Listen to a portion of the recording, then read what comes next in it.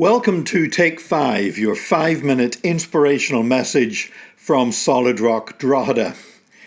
As we've restarted our in-person services at church following the lockdown, one of the things that we've had to get used to has been a little bit different is we haven't got separate children's church or Sunday school classes. And so the children are sitting in with us for the entire service. Now, thankfully, the service is only an hour long, so that makes it easier than it otherwise would be. But this means two things. One is that we include a children's story, which is really quite old school. When I was first in the ministry, we used to do a children's story in every service. That was part of what we did. So it's been strange going back to that again. But the other thing has been this, the fact because our children are staying in for the entire hour, that when it comes to the preaching of the word, our children are still with us. And that poses particular challenges to me as a preacher, because I have got to declare the word in a way that will still touch the heart of the adults in the building, but will also retain the attention of the children. And it's actually a challenge that I am really enjoying. You know, early on, I learned something about this. Whenever I first graduated from Bible school and was commissioned as a pastor, as a Salvation Army officer, Janice and I were sent to a small church in Leicester, in the East Midlands, in England. And I arrived there determined to be an impressive preacher. I had studied, I had prepared all these wonderful, highly crafted, at least so I thought, highly crafted theological sermons, and I was ready to just let loose. I thought I was Billy Graham, Charles Spurgeon, and John Wesley all rolled into one. And when we arrived at that church, we discovered that there was a young man there who He was in his late teens, early 20s, but he'd suffered a traumatic brain injury as a child. And really, his mental understanding would have been that of a 7-year-old. And yet he was too big to go out into Sunday school classes, so he would be there in every service.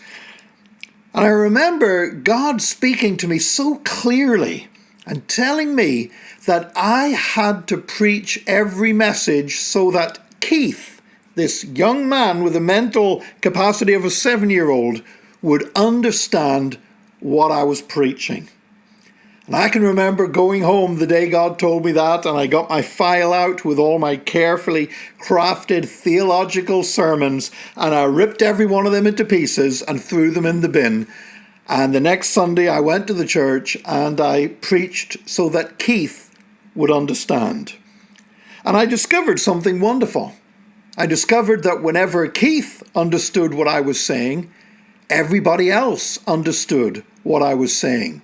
Now, they may not have thought that I was the most theologically impressive preacher they had ever heard.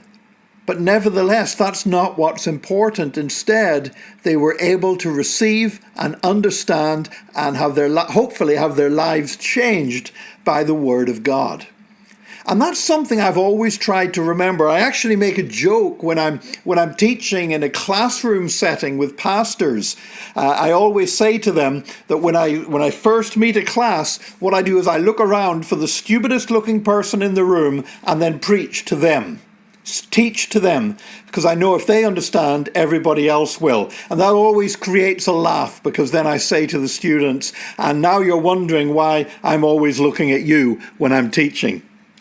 But leaving all joking apart, I've discovered this, that if we can declare the Word of God in a way that is meaningful and captivating for children, then it should be meaningful and captivating for everybody else. And that's a lesson that all of us preachers need to learn from time to time.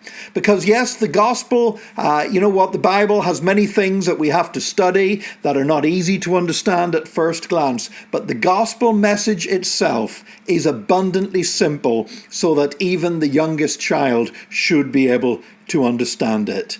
And thank God I'm rediscovering that once again. And I pray that today God will speak into your life and your heart, even through this simple 5-minute message. Look, may God bless you, and join us again tomorrow for another Take 5, your 5-minute inspirational message from Solid Rock Drogheda.